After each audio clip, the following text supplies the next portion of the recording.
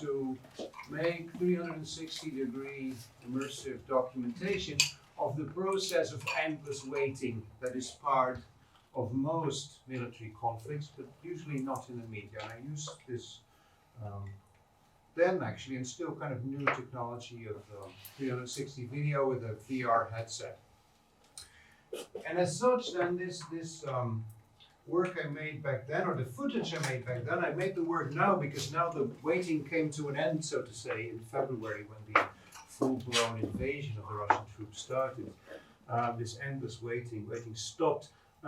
So this work then stands, and this is what I'll talk about a little bit, in a long tradition of all sorts of intertwinements of and tensions between moments or situations of conflict and warfare on the one hand, and different media of documentation on the other hand, that often portray events in a certain way, but also at times have an influence in how these events then unfold or are continued through public opinion. So this work will, I'm actually here, as was introduced already, to do Teach Each Other Monday on Monday, which is about something else, but I'm on my way to London with this work, so I thought I'll do a little presentation of this. There is not only this object, but a few other things that I'll talk about later that you can look at after this short presentation.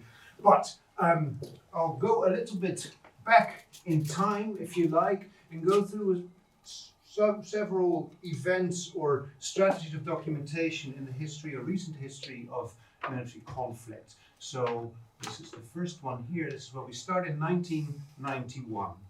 Used alongside the long-range tomahawks. This is on the front end of the weapon itself. This is the SRAM missile with a camera in its nose striking a hardened hangar. The first missile in this attack goes straight home. The second, however, wobbles before locking back onto its target and a devastating hit. General Schwarzkopf took particular pride in the precision with which his military could hit what they wanted, while not hitting people involved in non-military pursuits. I'm now going to show you a picture of the luckiest man in Iraq on this particular day. Keep your eye on the crosshairs. Right there. Look at here. Right through the crosshairs. And now in his rearview mirror. So this was the first go for, and this kind of footage, for those of you who remember, really dominated the way that this conflict was perceived through media in the West, or what we now usually call the global North. And one aspect of it was indeed what's presented here, high-tech weapons, so-called smart bombs, that are so precise that they don't cause any collateral damage anymore. It's really emphasized in this little news clip. But another aspect then, very significant, is the way cameras are used in this process, right? There's a camera on the nose of this bomb. So we're watching the conflict from the perspective of the weapon. And Roger Stahl, a cultural theorist who wrote a book on smart weapons and high-tech warfare, taking this as a kind of starting point, talks about the weaponized gaze. So whereas before you would look at warfare from the perspective of the battleground, here actually you start to identify with the bomb. But also significant then is the spectator looks at stuff from the perspective of the bomb, but the destruction is not visible because the moment the bomb hits, the camera stops running. So the weapon becomes cleansed, if you like. And this perspective of smart or high-tech warfare with smart bombs, later the stealth fighter came in this same conflict, right? An airplane that was invisible. Now you have drone warfare where there are no soldiers from Western armies on the ground anymore, so to say. This dominated the way war became to be perceived until sometime in the 2000s or almost 2010s maybe. But then something changed, and I'll go to my own film here, which I also shot during this trip to Ukraine in 2017, which was kind of a byproduct, if you like. I'll mention more about this in a second.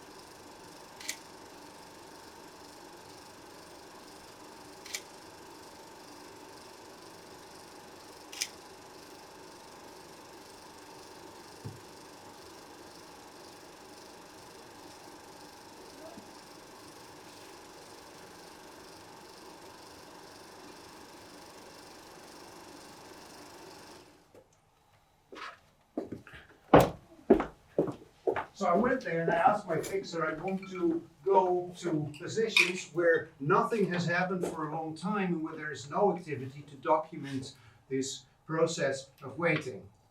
But of course, this waiting is never, because nothing could happen. So through a twist of fate, I ended up, while I was on a small patrol with these 3 soldiers, we ended up in a firefight. We were shot at from the other side and they returned fire. I documented that on my phone. But what struck me here, first of all, is that the situation we see here, which is a war that happens in Europe, and I was on the side of the European army, that it was very much unlike this idea of high-tech warfare that had been kind of promoted in the media, right? That in the West, we don't have this kind of Vietnam style, Afghanistan style of the 1980s war anymore. But actually we do. And what you see here is a kind of different story of high-tech warfare from that whole smart bomb thing. Namely, on the one hand, these soldiers are using weapons and strategies, so the trenches and everything, from the 80s and earlier. Literally, these volunteer fighters have guns and uniforms and everything that are surplus materials from the Soviet Union era still. At the same time, though, and you can see it in the film, they're continuously fiddling with all sorts of high-tech gadgets. They have GoPro cameras that they use to document stuff. They have phones, but they also have other stuff. They have small toy drones they use and everything else. So this kind of situation is actually quite different. What I then deliberately did here is to transfer my digital footage from my phone to 16mm film, so this kind of tension between the military situation that very much matches the medium of this work now, namely the kind of 60s to 80s. 16mm film was the primary documentary medium during the Vietnam War and on the Soviet side, the Afghanistan War as well, to combine this with these, that matches the weapons, with these technological gadgets that pop up and that don't make sense, if you like. So here we get, I kind of call this also the post, it's kind of post-digital warfare, right? So this is very much a kind of thing of a digital era. So where the idea is, it's now a high-tech affair. But the kind of irony is that through this idea of high-tech war, consumer technology was also pushed and promoted. GPS technology is the main example of this, right? It became famous through the first Gulf War, then was consumed en masse in the civilian domain. In a kind of weird dialectical twist, we get a situation that changes as well in mediality there.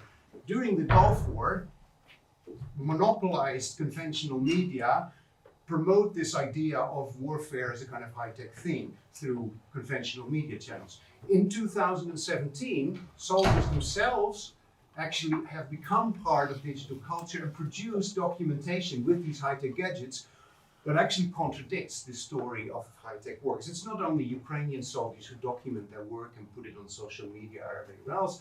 On YouTube you can see documentation of American troops, Taliban troops. Everybody has stuff out there. So this is the first kind of movement. And then there's another element here as well, which I think is significant.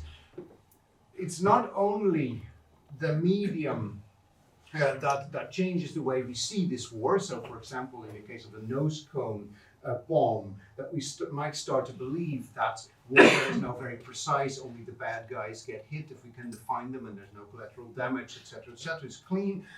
Also, the presence of the camera person or the camera at times changes the way events unfold, and I think particularly significant for the stuff I just showed you. So it's interesting to go back, I think, to Susan Sontag's essay on photography, where she says the omnipresence of cameras persuasively suggests that time consists of interesting events worth photographing. And this in turn then makes it easy to feel that any event once underway, and whatever its moral character, should be allowed to complete itself, so that something else can be brought into the world, the photograph. So in other words, as soon as the camera is there is a kind of thing that, oh, now something interesting has to happen. And when it happens, as a documenter, you just kind of let it happen. But I think quite significantly, you could say that my presence with these 3 soldiers is not as innocent as you might think at first sight, right? Because you say, I was just at a document, I was not touching a gun, I was doing everything according to the Geneva Convention. But at the same time, it's very likely that they would not have behaved this way. They would probably not have fired their guns in this way and done these things if the camera wouldn't have been there. Now, even further back in time to the medium of virtual reality. Actually, in the First World War, a large number of so-called stereoscopes were produced, both on in the context of British armed forces and the French armed forces. And these are two examples of British photographs. And what we see here is, you can watch them later on, right? I've got this is the stereoscope. Also in the United States, these were very popular as well. You could buy complete photo sets, and these are just two of them, that document the so-called Great War, and you could see what it really was like. But what really strikes you here is you see this evening in our reserve trenches at Beaumont-Hamel. Our troops rest on the conquered ground. So already the phrase suggests it's very much a kind of a propaganda endeavor, right? Ordinary British soldiers were not allowed to have cameras. These actually were stage photos, and if you look at it, it very much looks staged as well, right? I mean, these guys are all sitting there. It's all the props. They have letters, of course, from their family, and they're smoking cigarettes, etc., etc. The guns are around there. But there's something else as well, namely that this medium, these are static photos. So they also kind of promote, if you think in the context of Susan Sontag, these kind of still situations. And this one is maybe even a better example. It comes with a very long explanation. It's the Serbian trench, awaiting phone call from listening post to fire rocket for illumination in no man's land. So you see this guy here sitting with the phone in his hand already, and it's very clearly a heavily staged situation. It comes with a very long text. These men were in a Serbian dugout on the side of a mountain, cleverly screened as well as protected by heavy stones upon the roof. An observer in an empty plane, enemy plane, would not be apt to suspect the existence of this shelter. A telephone wire ran from this shelter to a listening post near the front, on the edge of so-called no man's land, in fact, etc., etc. So there's a whole narrative, but it's all focused on a static situation, which is very much something that is promoted by this medium as well, arguably. Also, the level of detail is amazing, right? Compared to contemporary VR headset. This has a much higher resolution than the very best Oculus Quest headset, if you like. But then, if we look at this is like the world of VR. So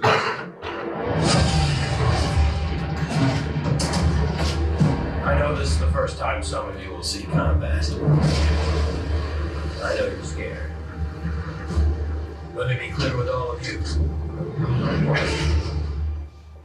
I'm scared too.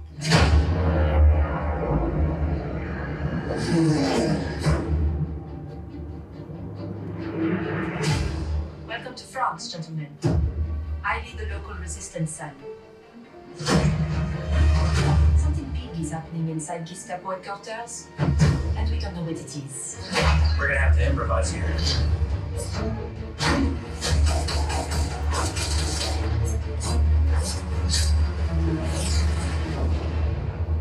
Members of the resistance are perhaps the bravest people fighting in this war.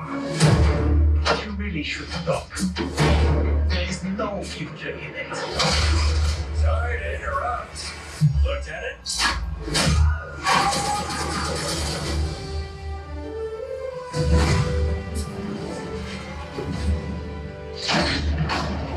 All right. Anyway, and so forth and so forth. In the way the medium operates, there's already a drive for action. Already technically speaking, because the resolution of these screens is actually pretty crap if you look at a still image. So when we go into the realm of documenting an event, there is already kind of a drive towards stuff happening. And then there's the context of these games that then promote this conventional idea of warfare as an interesting time, very much in this kind of Sontag way, right? Now, and I'll actually end here already. I then chose to take this medium with its sort of expectations of spectacle and then move it into this other realm, the realm of waiting. So the soldiers, I was in the trench at some point, but at some other time we were just sitting here and they were waiting, and this then became the beginning of this work, which then combines the situation of waiting, for which this medium is actually not so suitable, you could argue, with this expectation of the spectacle. So the work actually operates with eye tracking. When your eyes are open, you see the situation of waiting. When your eyes are closed, the sound changes to a soundscape that I actually made in a movie studio in Paris that also has designed some sounds for video games. So actually the soundscape is more like the realm of this, if you like. So that is all I wanted to say, because I didn't want to talk too long, but what I have here is, as I already showed you, this device with two 3D images from a photo collection that documents the First World War by British propaganda photographers. Then I have this device here, which is actually a French stereoscope. And the interesting thing is that French soldiers, they were allowed to have photo cameras on the front line, and some of them actually took these stereo photo devices. So the slides I have with this one, they are made by professional photographers who sold these, but not ones who were affiliated with the state or something like that. So I have a whole pile of slides, and I've just put a few of them here. But what strikes here is that there seems to be some kind of attempt to document what it was like, but usually you just see an empty trench, and then it says the trench of the Bosch, so the Germans, but the kind of the defamatory word they use. So you just see empty trenches or people actually waiting here. So it's by no means the kind of propaganda imagery you see from this British source. And then there is this thing I just told you about. You can watch that as well. Yeah, that's it. So you haven't seen much, but you can see now. We need quite a bit of light for this, actually. So maybe then we can switch on these lights after all. For these two, with the images, you need to watch in the light. Thank you. So, thank you.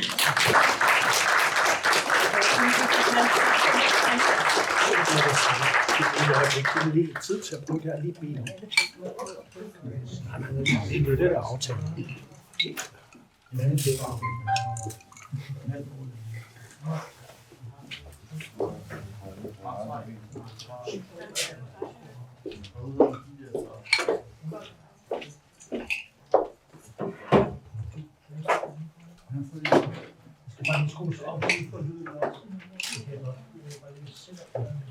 It's fully operational.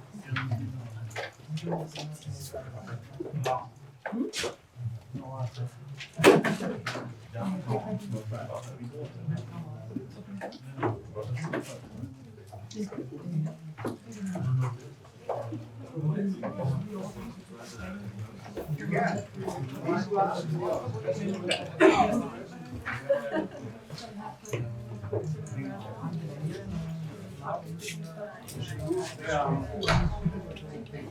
The art of work. Yeah. You close your eyes.